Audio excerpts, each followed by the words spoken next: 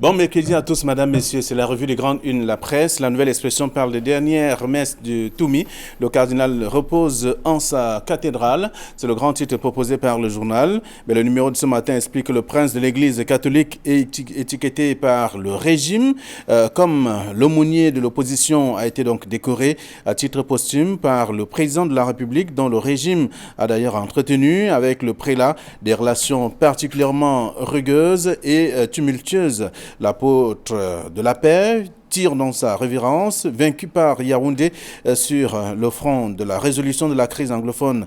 L'hypocrisie d'une lettre de condoléances et d'une décoration à titre posthume, à lire dans le dossier de la page 5 à la page 9 du journal. Le même journal parle également de Germaine Aïdjo, le sœur d'Aïdjo. L'ex-première dame est donc décédée comme son mari, premier président du Cameroun à Dakar, loin de sa terre natale. En page 3 du numéro de ce matin, le journal s'intéresse aussi à Tanganakuna, parlant de l'affaire Kamwata. Tanganakuna recalé, l'ex-ministre de l'eau et de l'énergie a donc restitué le cœur du délit, mais reste dans le box des accusés pour 10 millions de francs CFA. C'est à lire en page 3 du journal ce matin. On parle également de contrebande dans le numéro de ce jour, des tests Covid saisis à Douala. La douane camerounaise a annoncé la saisie de 6072 tests Covid-19 entrés donc en contrebande sur le territoire national. C'est ce qu'on découvre en page 4 de la nouvelle expression en kiosque ce matin. Le journal Lady Sahel, pour sa part, parle de nécrologie. Elle s'appelait Germaine Aïdjo. C'est le grand titre du journal. Mais dans un dossier que je vous invite à lire, de la page 2 à la page 3, vous aurez donc à faire le tour de ce qui a été dit concrètement. C'est dans le journal ce matin. Le journal parle également d'Idriss Déby. Le président Idriss donc est mort. Il n'est plus. C'est à dire également dans le numéro de ce matin. Émergence parle également du Tchad. Le président Idriss Déby, Idno, est mort. L'intégralité même du message de l'armée. La transition est donc en cours. Réaction dans le monde entier sur les décisions, le décès du maréchal à découvrir dans le journal. Et le journal parle aussi de nécrologie avec Germaine Aïdjo qui n'est plus. C'est dans le journal Émergence ce matin qui a d'autres informations. Tout comme le quotidien Le Messager qui parle de Germaine Aïdjo, le dernier soupir d'une dame de fer. L'ex-première dame déterminée à faire ramener les restes de son défunt époux au Cameroun a tiré sa révérence hier. C'est en page 3 du journal. Le journal parle également d'Ambroise Com qui parle de Lazare capturé, qu'il a connu. C'est dans le journal en page 11 de Le Messager. Le Messager parle d'Idriss Déby Idno. Un coup d'État presque parfait. C'est une question que se pose le journal. Vie et mort d'un seigneur de la guerre à découvrir et impact également sur le Cameroun, l'Afrique contre l'Afrique centrale et notamment la zone souhaitée ou sahélienne à lire dans le dossier proposé par le journal. En kiosque ce matin, c'est le quotidien Le Messager. Mutation par Idriss Déby Idno. Le maréchal passe donc l'arme à gauche. C'est le titre proposé par le journal. Le même journal parle donc de Germaine Aïdjo qui s'en est allé. C'est dans le dossier proposé par le numéro de ce jour également. Repère ne rate pas l'occasion aussi de revenir sur la guerre contre Boko Haram. Paul Biya perd un allié stratégique. C'est ce que le journal propose ce matin. Dossier à découvrir de la page 2 à la page 4 du journal Repère. Repère a également d'autres informations que je vous invite à lire. Tout comme le quotidien Le Jour qui parle du Tchad. Idriss Déby Idno est mort, est tombé. C'est ce que le journal propose également ce matin. Pourquoi le ministère des enseignements secondaires annule des affectations? C'est la question que se pose le journal Le Jour également ce matin. C'est à lire et à faire lire aussi. Cameroun Tribune pour sa part parle des décès du président tchadien. Paul Biya salue la mémoire d'un frère. C'est le titre proposé par Cameroun Tribune de ce matin avec d'autres informations aussi à lire. Si vous faites un tour en kiosque ce jour, le journal Le Soir hebdomadaire parle du Cameroun, électricité, de Gaston Elundu et Somba sur tous les fronts. C'est le titre proposé par le journal. C'est un dossier à lire ce matin, à la suite notamment de ce qu'on a pu observer il y a quelques jours, des délestages, des coupures intempestives d'énergie électrique et autres. Donc il faut résoudre tous ces problèmes-là. C'est ce que le journal propose également ce matin. Donc la bataille sur le terrain. Le journal parle également d'exploitation illégale du bois, les contre-vérités au cœur des forêts de Bissok à Djang. C'est à découvrir à Diap, c'est à lire dans le journal ce matin. Le journal L'Équation qui en kiosque s'intéresse également au comité interministériel des infrastructures routières ou ferroviaires avec le gouvernement, déterminé donc à faire circuler le train voyageur entre Yaoundé et Douala. C'est ce que le journal propose. Donc, c'est donc implémenté par le ministre des Transports, Jean-Ernest Massilangana Bibie. C'est ce que le journal nous apprend également ce jour. Le journal parle également de réarmement moral et civique et entrepreneurial donc au Cameroun. On s'intéresse notamment au ministère de la Jeunesse qui édifie 40 grands formateurs à l'encadrement des jeunes. C'est à lire dans le dossier proposé par le journal. Le même journal parle également de Midi Awabakari qui est dans l'extrême nord. C'est le gouverneur de l'extrême nord qui, notamment pour le respect des mesures barrières pendant la période de Ramadan, c'est également l'autre combat qu'il mène depuis quelques temps, depuis le début de ce jeûne. C'est à lire dans le journal L'équation de ce jour. Le journal L'économie s'intéresse également à l'actualité et parle donc d'infrastructures, intégration, réforme structurelle avec la feuille de route du PREF CEMAC pour les 5 prochaines années. C'est un autre article à lire dans le journal ce matin. Le journal a également des informations concernant l'économie, tout comme West Eco qui en kiosque parle de présent à Douala pour les obsèques du cardinal Christian Toumi. Frundi n'a pas dormi chez l'honorable Joshua aussi, comme souvent. Alors c'est d'ailleurs la conséquence dramatique de l'exclusion du premier vice-président du parti par la base de la région du littoral. C'est ce que le journal propose. Le journal parle également de la République, parlant du mauvais procès entre Laurent Esso et Célestin Tawamba, la République du mépris et notamment de l'impolitesse. C'est à découvrir dans le même journal. Ce jour, c'est à lire dans Ouest Eco. Le journal Eco Santé de ce jour parle du paludisme au Cameroun avec 4121 décès en 2020. C'est un dossier que je vous invite à lire. Le même journal parle également de la lutte contre la tuberculose et le VIH-Sida. La Camnafor et la JC Pro Santé s'accordent désormais. C'est pour contrecarrer toutes ces actions sur le terrain, les actions de ces deux maladies. C'est à lire dans le dossier proposé par le journal Eco Santé, disponible en kiosque ce matin également. Le journal des Tanda, pour terminer, parle de gouvernance économique. L'État solvable vis-à-vis des néos. C'est le dossier proposé par le journal pour dire simplement qu'il y a notamment d'autres choses à faire. L'État qui, aujourd'hui, l'État camerounais, unique actionnaire d'Alucam, prend donc les 52 milliards de francs CFA dus à Eneo. Une délivrance pour le producteur d'aluminium durement éprouvé. C'est à lire dans le dossier de ce journal disponible en kiosque ce matin, qui ne rate pas l'occasion de revenir sur le JICAM. Le JICAM qui montre dans ses muscles à Laurent Esso. C'est dans la presse de ce jour. Voilà ce que la presse nous propose justement, celle que nous avons reçue à notre rédaction. Idriss Lissam, bonjour et bienvenue. Bonjour Flavien, bonjour à tous les téléspectateurs. Merci d'être là. Nous sommes mercredi. Comme tous les mercredis, bonjour Casimir Désiré Tangé. Bonjour Flavien, bonjour Idriss. Et je voudrais entrer par m'interroger sur ce qui est en train de se passer au niveau de Comessi. Vous savez que la Comessi a été mise en liquidation et tous ces derniers jours, on était en train de demander aux épargnants de venir prouver leurs créances. Mais aux dernières nouvelles, c'est le liquidateur qui a passé l'arme à gauche, dont il est décédé. Il faudrait donc que le gouvernement prenne rapidement des dispositions pour rassurer les épargnants. Qu'est-ce qu'il faut faire pour rentrer dans leur compte? Allez, on a entendu des éclats de voix depuis quelques jours. Ceux qui ont mis de l'argent dans cette microfinance, c'était une microfinance? Oui, c'était une microfinance de deuxième catégorie. Voilà. Ce qui est désolant, c'est que aux épargnants de pouvoir rentrer dans leurs frais. Les microfinances au Cameroun sont généralement étiquetées par rapport à une personnalité. Dès que cette personnalité n'est plus là ou bien est mise de côté, la microfinance est vouée à l'échec. Donc c'est ce qui s'est passé à Comessi, où après la mort de Lucas Samo, Cofines n'a pratiquement plus vécu. D'accord, alors, bien entendu, merci pour l'information également ce matin aussi. Et les épargnants qui sont sans voix. Mais ce n'est pas le sujet de la nouvelle expression qui parle des dernières messes du cardinal Christian Toumi. Et le cardinal repose en sa cathédrale désormais. Oui, il faut dire que hier, c'était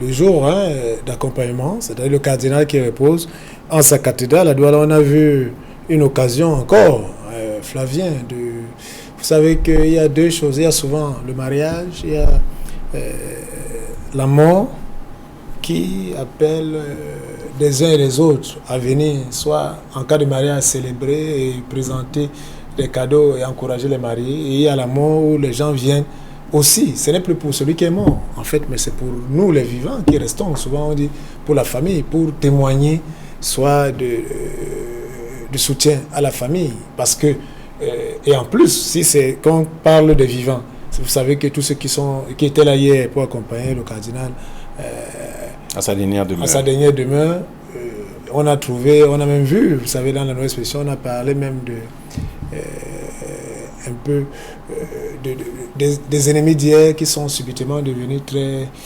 ou bien parce que c'était la mort, qui accusait le cardinal de tous les noms d'oiseaux, qui ont subitement changé pour donner une médaille à titre posthume, ainsi de suite. En fait, on voit en la mort du cardinal et en son enterrement quelque chose. Moi, je vais finir par là, tout simplement que...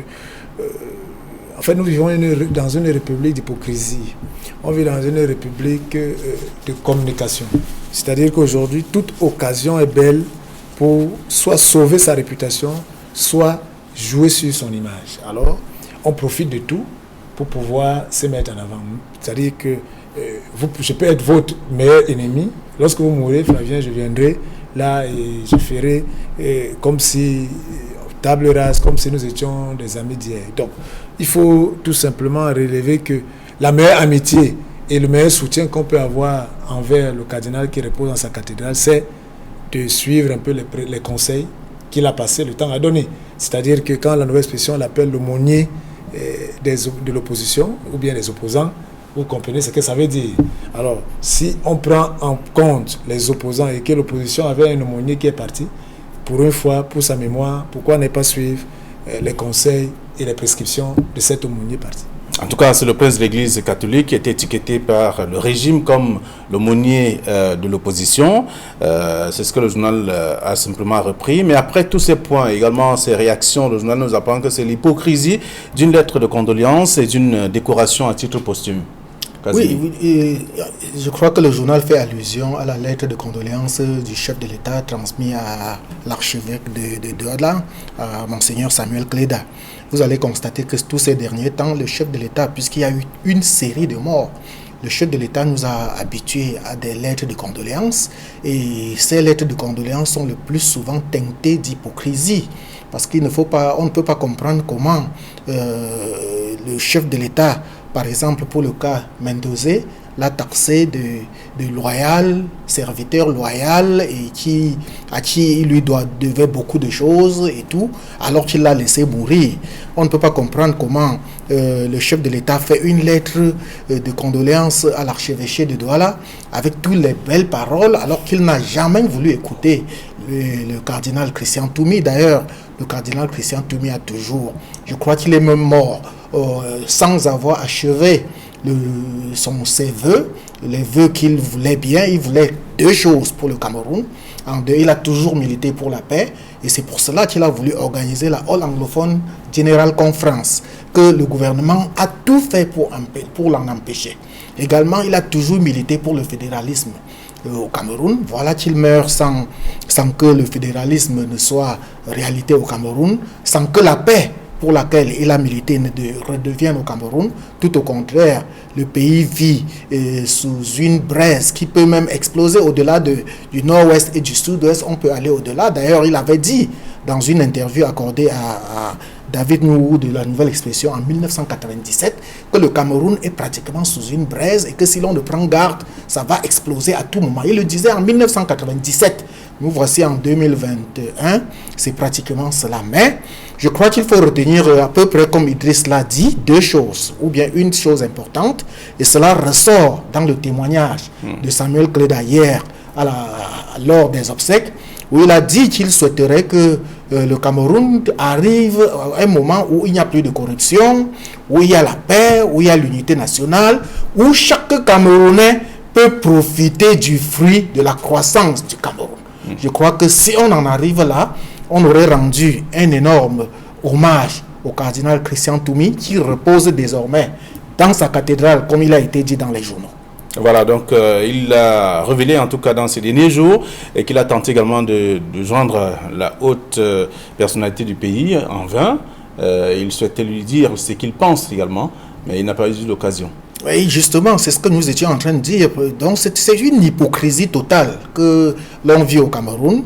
Voilà le cardinal Toumi qui avait d'ailleurs démontré qu'il n'a aucune intention d'être candidat à l'élection présidentielle. Donc on se demande pourquoi était-il aussi redouté alors qu'on savait qu'il ne cherchait pas le pouvoir, il cherchait qu'à calmer le jeu. Il cherchait d'ailleurs, ceux qui ont eu la chance de lire son ouvrage, je crois que c'est pratiquement le dernier ouvrage qu'il a commis avant de mourir, ça s'intitulait « Ma foi, un Cameroun à remettre à neuf ». Ceux qui ont eu la chance de le lire ont compris que le cardinal Toumi s'en va avec tout le désespoir, il n'a pas eu ce qu'il voulait pour le Cameroun. Il n'a pas eu la possibilité de vaincre également ou alors de résoudre la crise anglophone malgré toutes les propositions qu'il a eu à faire. Donc la nouvelle expression reprend vraiment toutes ces phrases aussi intéressantes, importantes, des réactions aussi importantes à découvrir dans le dossier proposé par le journal. De la page 5 à la page 9 ce matin, plusieurs tabloïds sont revenus sur le même sujet. Alors un autre fait aussi qui retient l'attention ce matin, c'est le décès d'Idriss Déby. La nouvelle expression parle de « il part comme il est venu ». Oui, en fait, vous savez, Flavien, ici, la nouvelle expression veut tout simplement révéler qu'en décembre 90, je crois bien, en décembre, quand il est arrivé au pouvoir, il était venu par un coup de force. C'est bien ça. Et aujourd'hui, il part. Vous savez que il est parti suite au communiqué de l'armée tchadienne, le porte-parole hier qui a annoncé le décès du président Déby, a précisé qu'il était au front et qu'il est mort dessus des balles reçues. Donc il y a plusieurs opinions, mais en fait on se limite aux sources officielles. Et donc pour la nouvelle expression, il part comme il est venu. En fait, vous vous souvenez très bien que Idriss Déby en fait tombe le jour où la commission électorale tchadienne l'annonçait vainqueur avec presque le lendemain. En fait, quand on lit certaines sources qu'il serait même mort la veille, c'est-à-dire sans que les gens de la commission ne soient au courant, ils ont annoncé les résultats et que durant toute la nuit, on a passé le temps à l'armée à réfléchir sur la démarche, la stratégie pour pouvoir annoncer ce qui s'est fait hier autour de 10 heures. Donc pour dire tout simplement que, en fait, nous vivons là une situation, le Tchad revient, c'est comme si on était au point de départ. C'est quand même terrible ce qu'on vit. C'est-à-dire, un moment avec Idriss Déby, qui était le maréchal, on a pensé que c'était l'homme de la situation, on a pensé, il a tenu pendant une trentaine d'années. Ce pays très difficile, reconnu de guerrier avec tout ce que cela comporte, a stabilisé malgré l'opposition très forte et aussi la mainmise, une gestion du pays avec les bras, les mains de fer. Donc, aujourd'hui, il s'en va en laissant avec une rébellion qui est aux portes, qui est entrée par le nord, venant de la Libye. Il s'en va avec une armée qui prend le pouvoir et qui parle de 18 mois, avec une assemblée mise de côté, avec tout ce que cela comporte, avec une opposition qui était contre l'élection, c'est-à-dire qui n'a même pas participé, qui avait milité pour le boycott. Donc en fait, le Tchad se retrouve au même point comme si on était 30 ans plus tôt. Plus tard, il y a 30 ans. En fait, c'est ça. En 2021, le Tchad se retrouve comme si nous étions en 1990. En fait, c'est ça le problème. Finalement, à quoi ça sert? Quand on regarde tout cela, on se pose la question, finalement, quel est l'avenir de ce pays qui est notre pays voisin? Et vous savez très bien que le Tchad déstabilisé serait quelque chose de très grave pour l'Afrique centrale. Très bien. Alors, Cameroun Tribune dit ce matin que Paul Biya perd, ou alors salue la mémoire d'un frère. C'est le titre proposé par le journal. Et là, on se dit également, il y a le journal Repère qui dit Paul Biya perd un allié stratégique dans le cadre de la lutte contre Boko Haram. Parce que justement, Paul Biya était l'un des tout premiers leaders à envoyer un message de condoléances au président intérimaire, parce qu'il faut l'appeler ainsi, le fils de Idriss Déby qui est actuellement aux commandes du côté du Tchad. C'est Paul Biya qui lui a envoyé, le tout premier chef d'État a envoyé une lettre de condoléances. Et cela ressemble un peu à quelqu'un qui soutient l'illégitimité. Parce que selon la constitution de la République du Tchad, c'est le président de l'Assemblée nationale qui devrait remplacer le président de la République et organiser les élections au bout de 180 jours. Malheureusement, immédiatement. Et si le président de l'Assemblée est dans l'indisponibilité, il peut être remplacé par le premier vice-président. La constitution du Tchad est suffisamment claire là-dessus. Malheureusement, ce n'est pas ce qui s'est passé. Dans tous les cas, Idriss Déby est mort, qu'il ait été assassiné ou qu'il ait seulement reçu des balles, comme on nous le fait croire. Dans tous les cas, la mort, c'est la mort. Et il faut bien que le Tchad fonctionne. Il faut bien une continuité des institutions. Et c'est le fils d'Idriss Déby qui était déjà général à 37 ans. Général du corps d'armée à 37 ans. C'est lui qui le remplace. Cela va peut-être surprendre certaines personnes. Mais Idriss Déby Itno, c'est quelqu'un qui avait le côté court et le côté jardin. Le côté court, c'est pratiquement ce que tout le monde connaît, une façade de développement, mais en réalité, si on va au fond, on va voir que Idriss Déby Itno ne travaille que pour son propre compte, pour sa clique et pour sa famille. Tenez, en dehors de son fils, Mamad Idriss, qui est devenu le président intérimaire, il y a une soixantaine de neveux, de cousins, de fils et autres frères du président de la République, du président Idriss Déby, qui étaient aux commandes dans toutes les strates de l'administration au plus haut niveau. Je vais vous donner au moins 3 ou 4 noms, vous allez vous en rendre compte, et ce ne serait pas exhaustif. Zakaria Idriss Déby, il est ambassadeur du Tchad aux États-Unis. Le général Mamad Idriss Déby est commandant de la DGSN. Seyd Idriss Déby est directeur général adjoint de la raffinerie du Tchad. Hissène Idriss Déby est directeur général de Rahat Tchad, et ainsi de suite. Ils sont colonels, directeurs généraux. Je dis, il y a une bonne soixantaine de ses fils, de ses neveux, de ses cousins et autres qui sont dans les grandes qui décident au Tchad. Alors, est-ce que c'est semblable à ce qui se passe au Cameroun? On risque d'arriver à cela. Je veux chuter. Oui, justement parce que lorsque vous voyez que le fils qui a 37 ans est actuellement président intérimaire, alors que la constitution même dit que pour être président au Tchad, il faut avoir au moins 40 ans.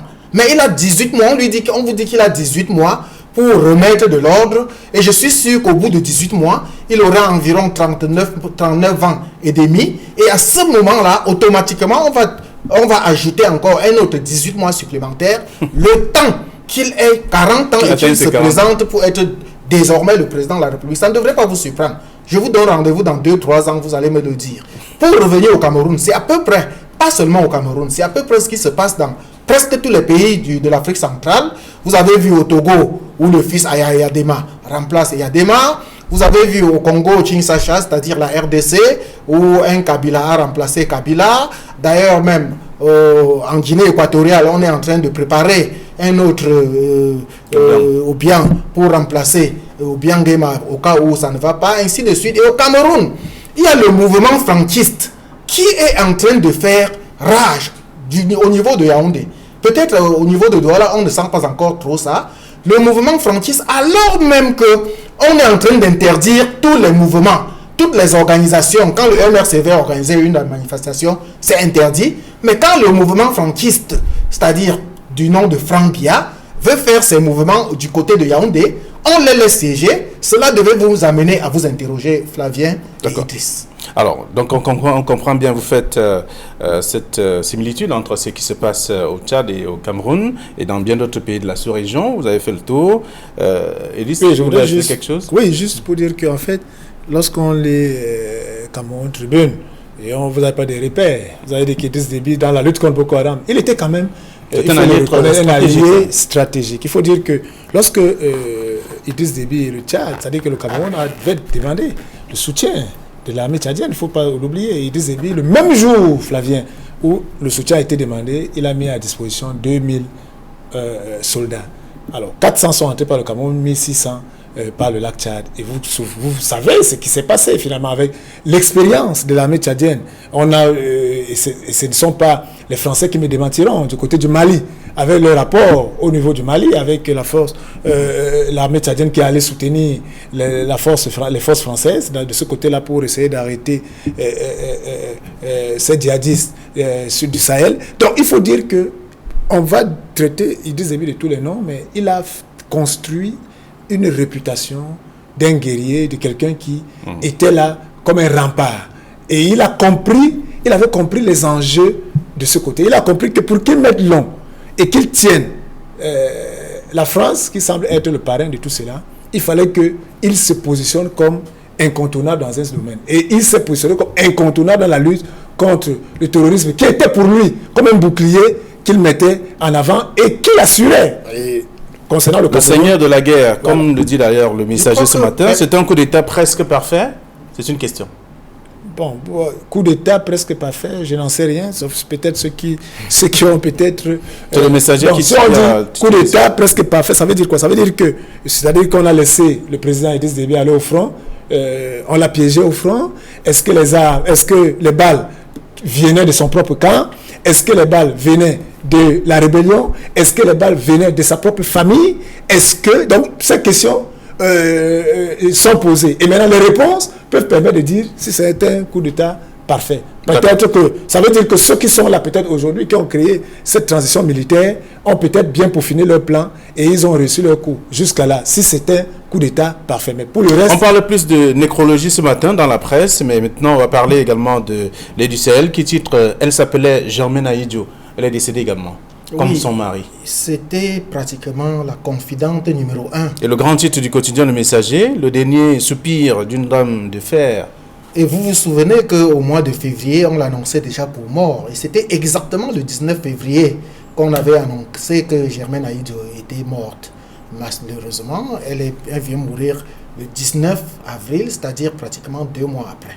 Dans tous les cas, on retient d'elle une grande confidente, une femme de carrure, une femme d'une grande dimension qui a servi son mari et le Cameroun.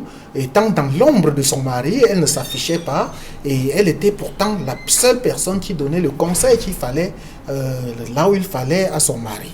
Et malheureusement, elle est décédée sans vaincre ou alors sans obtenir son dernier combat qui était de rapatrier les restes de son mari au Cameroun. Et finalement, elle sera enterrée ce jour même, c'est-à-dire ce mercredi même, elle sera enterrée à côté de son mari du côté de Dakar. Et ses restes vont également traîner du côté du Sénégal, comme les restes de son mari. On souhaite seulement que les pouvoirs publics prennent des décisions rapides pour que ces restes et les restes de son mari nous parviennent. Mais rappelez-vous que ce problème de retour des restes de Feu Amadou Ahidjo, le premier président du Cameroun, n'ont jamais en réalité été un problème pour le président actuel, le président Biya, qui a toujours estimé que ça doit être une affaire familiale, dont il suffisait à la famille de prendre des initiatives pour que le reste suive. Or, Germaine Aïdjo, elle voulait que ce soit le gouvernement camerounais et surtout... Puisqu'elle rappelle que c'était un chef d'État, que c'était plus une affaire de famille. Elle souhaitait que ce soit le président de la République qui prenne des dispositions pour le retour des restes de son mari. Et elle est restée dans ce combat jusqu'à sa mort. Même les privés ont tenté de prendre des initiatives à ce niveau, en l'occurrence Maître Alice Nkom, pour qui j'ai beaucoup de respect, qui a initié une lettre ouverte au niveau du président de la République pour le retour des restes de Amadou Ahidjo, mais là, elle en a reçu pour son compte parce que Germaine Ahidjo lui a dit qu'elle ne l'a jamais commis. Elle ne l'a jamais commise pour faire une telle démarche. Et finalement, Ahidjo et ses restes sont restés au Sénégal. Et voilà que Germaine Ahidjo également, ses restes vont reposer au Sénégal. Et Idriss? Oui, en fait, il faut retenir tout simplement. C'est-à-dire, vous savez, lorsqu'on est face à ce type de situation, on essaie de convoquer un peu les qualités de cette première dame, la toute première dame. Je peux me permettre la tautologie. Alors, vous savez tout simplement que Germaine Aïdjo, pour les téléspectateurs qui nous regardent, et ceux qui vont acheter l'heure du Sahel ce matin, ou bien la presse, découvriront que c'était la deuxième femme du premier président camerounais, parce qu'il faut le dire, qu'elle a eu un premier mariage avec un Libanais, et elle avait divorcé, et après, elle est revenue au Cameroun, et elle était personnel de santé, et elle a aimé le président Aïdjo, ils ont vécu ensemble, et elle est devenue une femme, une confidente. Et dans la presse ce jour, il y a certains moments que la presse ressort, c'est-à-dire que par exemple, dans la nuit du 3 au 4 novembre 1982, la conversation au petit matin entre Germaine Aïdjo et son feu mari, feu Germaine Aïdjo et feu Amadou Aïdjo, concernant le fait que son mari vient de lui annoncer qu'il va laisser le pouvoir et cet échange allait aller dans la presse. En fait, on retient tout simplement que c'est une femme qui a bataillé jusqu'à la mort et elle s'est battue pour que les restes reviennent. Et comme on parlait du cardinal, le problème reste cependant, on espère tout simplement que ceux qui ont le pouvoir en ce moment vont honorer ces morts en faisant suivre leur volonté. Très bien. Alors, c'est la presse qui revient, en fait, qui révèle également tout ça. Mais maintenant, pour sortir de l'émission, en un mot, la nouvelle expression parle de contrebande avec des tests Covid saisis à l'aéroport de Douala. Là où je trouve... un travail de la douane camerounaise. Il faut tirer un coup de chapeau à la douane camerounaise, mais il faut reconnaître également que les Camerounais excellent dans le détournement, dans la contrebande et autres. Mais lorsque la contrebande touche la santé, je crois qu'on a frôlé le bas de la vague. Donc, les tests Covid qui sont attrapés en contrebande, je crois qu'il n'y avait pas meilleur que ça pour que le Cameroun, pour que les tests même que le Cameroun envoie à l'Europe soient un peu mis à l'index. Alors, il y a une certaine pénurie qui prend de l'ampleur depuis quelques temps. Peut-être c'est la pénurie qui est la cause, mais justement. La peur, c'est que même les vaccins que le Cameroun est en train d'importer, on a peur que dans les jours qui suivent, les vaccins, on retrouve des faux vaccins. Il y a déjà un stock de vaccins qui a été saisi aussi il y a quelques jours. Edith Lisson. Oui, en fait, il faut dire que nous sommes dans la République de la contrefaçon, nous sommes dans la République du faux, nous sommes dans la République des raccourcis. Et une fois de plus, vous savez qu'au Cameroun, ce n'est pas la santé, on s'en fout de tout et on profite de tout. Alors, voilà que nous avons les tests Covid. Est-ce que ces tests sont de bonne qualité? Nous sommes dans un domaine de la santé qui est un domaine très méticuleux et on se trouve à avoir des tests qui sont dans ces sens-là. Donc, conclusion, on aura des tests qui ne seront pas des bons tests là dehors. Et c'est quand même surprenant que ces tests qui sont quand même gratuits jusque-là, alors ceux qui les font passer par la contrebande, c'est quoi? C'est pour livrer, parce que peut-être est-ce que ce sont ceux qui ont gagné des marchés pour livrer les tests qui ne veulent pas payer la douane? Si c'est le cas, quelle est la garantie sur la sécurisation de ces tests? Et vous l'avez parlé de la vaccination, c'est le même principe. Donc nous sommes dans un environnement, Flavien, où comme on dit au village et on dit au quartier, il n'y a que Dieu qui nous garde. Très bien, merci à vous et c'est sur ce que nous mettons terme à cette édition de la revue de Grande Une. La presse est donc disponible en caisse, vous aurez l'occasion de lire, mais demain vous serez en compagnie de Jean-Paul Chugnat. Bonne journée à tous.